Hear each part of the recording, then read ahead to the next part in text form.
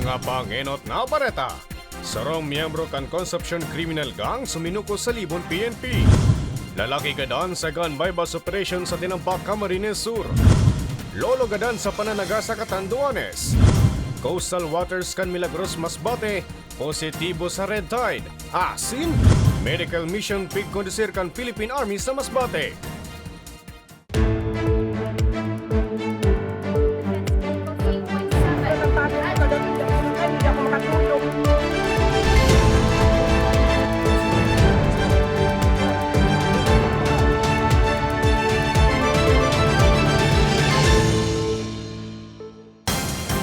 Maray na hapon, Lunes, Enero 29, taong 2024. Unina ang mga baretang tatak, Bicol. Madadangugman ang mga baretang ini sa 88.7 Radyo Uragon, Catanduanes.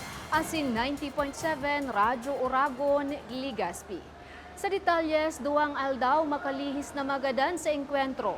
Ang pigtutok dong leader kan Concepcion Criminal Gang na si Gilbert Concepcion. Sarong miyembro kan grupo ang suminuko sa otoridad kan nakaaging simana. Iba pang miyembro kan grupo, piglalauman na masuko unya na aldaw.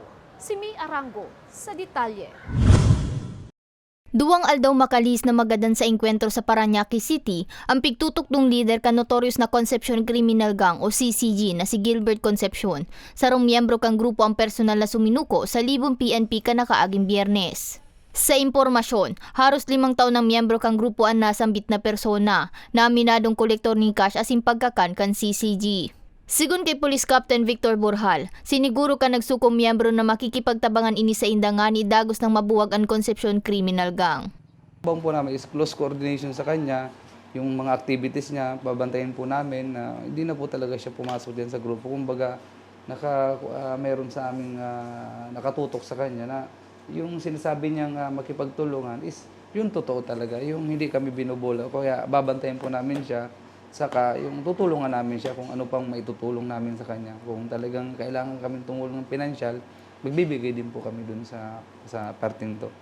Antes ang pagsuko, inot ng nangapoda na notoridad sa mga barangay sa Banwaan na sumuko na sa indaan na tatadang miyembro kang grupo.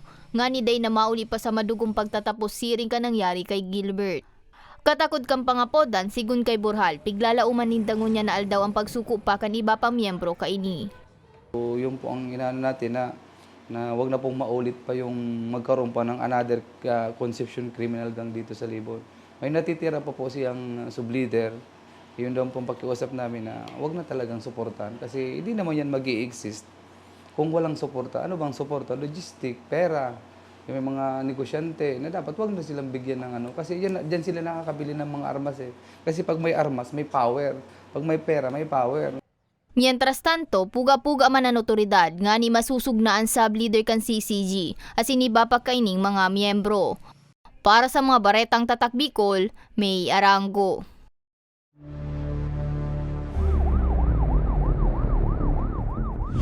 Trenta'y-cinco anyos na lalaki gadan kan subuot manlaban sa pigkondusir na gun buy-bust operation sa Tinambak, Camarines Sur.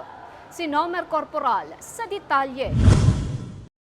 Gadan ang 35 anyos na lalaki matapos na subuot manlaban sa otoridad sa ikinasar na buy-bust operation sa Barangay Bataan, Tinambak, Camarines Sur. Alauna 35 ning hapon kang nakalis na Biyernes, Enero 26. Binisto kang PNP ang nagadan na target bilang si alias Jomar. Mayong trabaho, may agom asin residente kang Zone 7 Barangay La Medalla kang parehong Banwaan. Sa impormasyon, mantang nakikipagtransaksyon, nakareparo subot ang target na si alias Jomar na pulis na ang sa iyang napabakalan ng badil.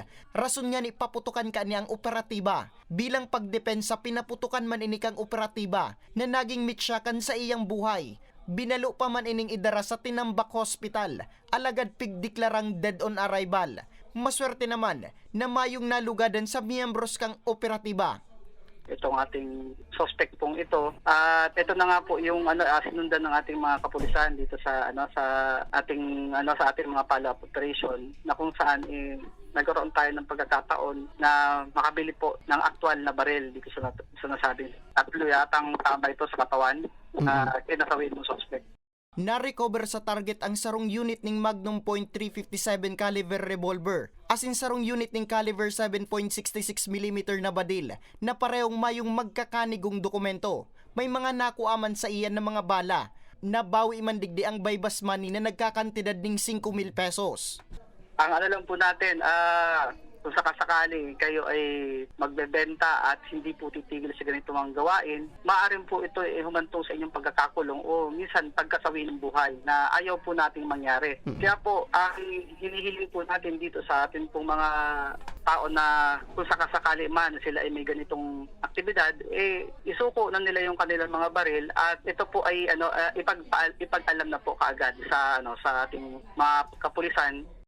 Naging matarayong po ang operasyon sa tabang kang pinagsarong pwersa kang Police Intervention Unit Camarines Sur Police Provincial Office asin tinambak PNP. Para sa mga baretang tatak Bicol, Nomer Corporal. 86 anyos na lolo gadan sa pananaga sa Catanduanes. 31 anyos na sospek, kusama na nagsuko sa otoridad. Si May Arango sa detalye. Mayo ng buhay kan madukayan ng sarong 86 anyos na lalaki, pasado alas 12 nin udto kan nakaging Enero 25 sa Barangay Sikmil, Gigmoto, Catanduanes. Pigbisto ang biktima na si Domingo Estrella na residente kan Barangay Mabini, Biga, Catanduanes. Mantang ang sospek binistong si Elvis Pupa, 31 anyos na residente kan Barangay Sikmil.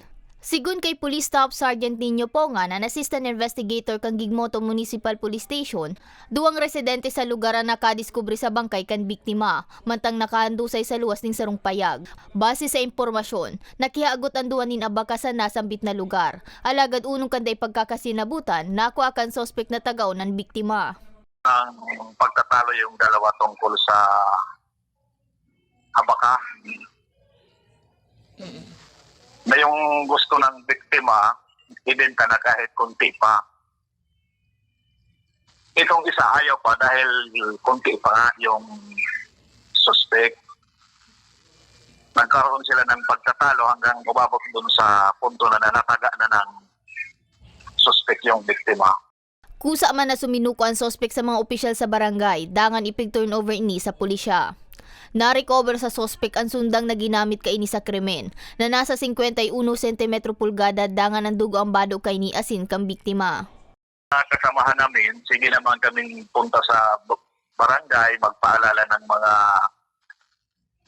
tungkol sa makaiwas sa krimen, mga ganyan, nagle-lecture kami, naiwasan ang makipagtalo, lalong-lalo na kung lasing, maging mabait sa kapwa po para walang problema. Sa presente, nasa kustudiya na kang Gigmoto Municipal Police Station ang sospek asin naaatubang sa kasong murder. Para sa mga baretang tatak Bicol, May Arango.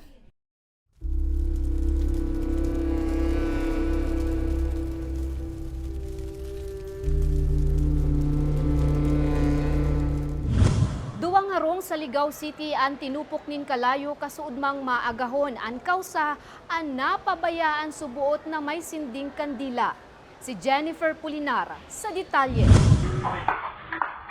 Nagliwanag ang porsyon na ini sa Purok Tribi, Barangay Santa Cruz, Ligao City, makalihis na masulo ang duwang residensya digdi alas 4:12 nin maagahon kasuudma. Istorya kan saro sa mga biktima, nagtuturog pasindakan sa iyang aking PWD kan mangyari an insidente. Hasta sa magimata siyang nagkakarabanaan sa indang harong asin marikas na duminalagan paluwas. Pagangal apod na akas kong nakigig akong marayta, tururog kami. Siyempre, reaksyon lang, kurog katog na ako, dalangan na ako sa tugan kong pangsad, kasi nasa may cellphone, angal na nakakamang pumbiro. Sa inisyal na investigasyon, nagluluwas na ang nabaya ang kandila sa ikaduwang palapag ka nasambit na harong ang posibleng kausakan kasulo. Napag-araman kaya na mayong supply nin kuryente kan mangyari ang insidente, kaya guminamit nin kandila ang tagharong. Sigun kay Fire Senior Inspector Roel Biares Misola, ang Fire Marshal kan BFP Ligao, daitulos na i-report sa indaan kasulo, kaya uminabot ini sa ikaduwang alarma na nagresulta sa pagkakatupok ang duwang residensya, kung sa inadamay sa naman ang kataid na harong.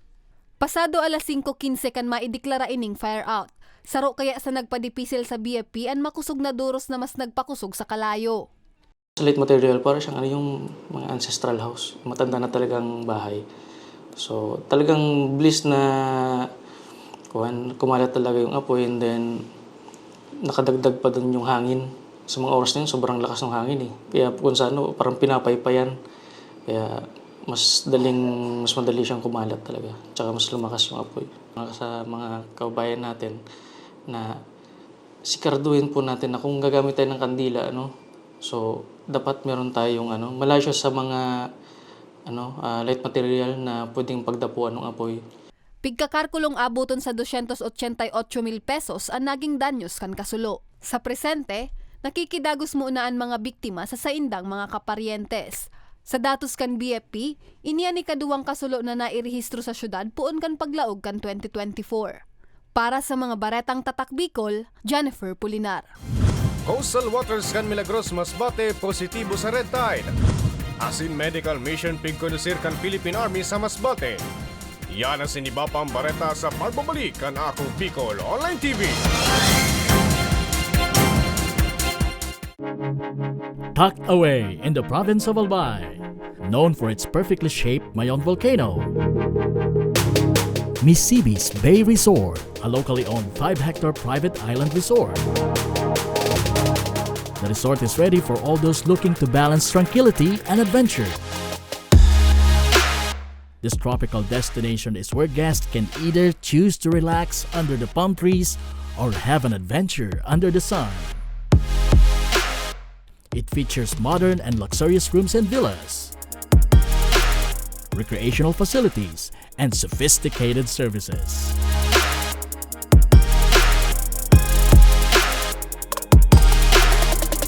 Come and experience Misibis Bay Resort, your tropical island getaway.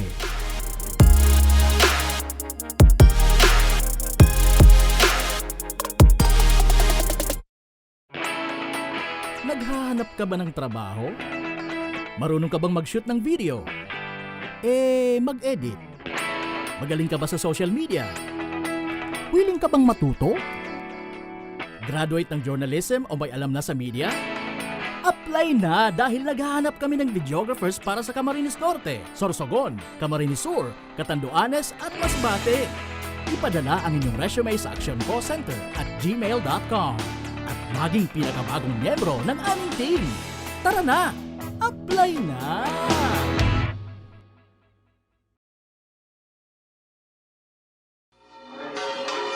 Sa tahaw kan pandemya, sa ibong kan mag-usog na bagyo, asin pag-alboruto kan bulkan, nung kanya kitang pinabayaan, sa panahon manin pagtios o kaugmahan, an mapagpadabang manto ni Inang Peña Francia, danay tang namamatean.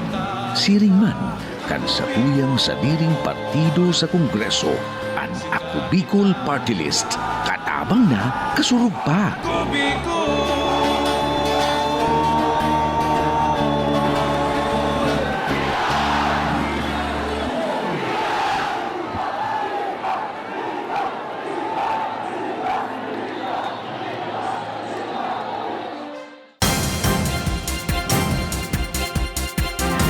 Nagbabalikan Ako Bicol Online TV. BFAR Bicol maigot na pinagbabawal ang pagdakop, pagbakal asin pagkonsumo nin manibaibang shellfish ini makalihis na magpositibo sa red tide an kadagatan na sakop kan Milagros Masbate. Si Danica Garcia sa detalye.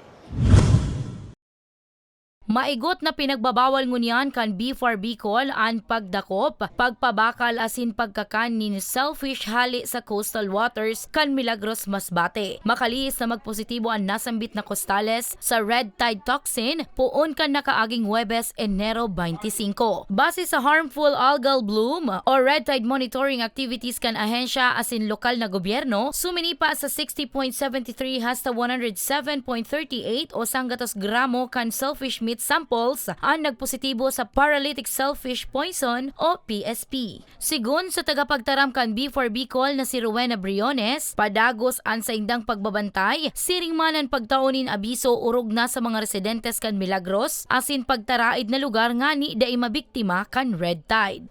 Nagkaigwa kita ng red tide bulletin advisory, ipinag-diseminar sa mantulos-tulos para po maaraman kaagad kang mga residente sa Costales asin ang gabos na residente especially duman sa affected area.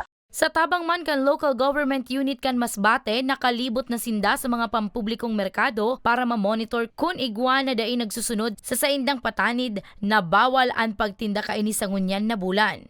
Paglilinaw kan ahensya, ligtas man kauno na ang iba pang laman dagat digdi. Alagad kinakaipuhan ining linigan asin lutuon na maray, bintahin na da ini, ngani day mabiktima kan red tide toxin. Pagkakan, pag-harvest, and even the marketing po kang gabos na shellfish, including alamang sa area kang Milagros Masbate, ay mahigpit po na ipinagbabawal. Sa datos kan BFAR Bicol, haros 9 na bulan man naligtas sa red tide ang nasambit na Costales. Kung sa Marso pa kanakaaging taon, kan huring maapektaran ini kan nasambit na udong. Mientras tanto, ligtas ngunyan sa toxic red tide ang Sorsogon Bay, Huwag Lagoon sa Matnog, Sorsogon asin coastal waters kan Mandaon, Masbate. Para sa mga baretang Tatak Bicol, Danica Garcia. Piling residente sa islang probinsya kan Masbate, benepisyaryo kan medical mission kan Philippine Army. Si Nomer Corporal sa detalye.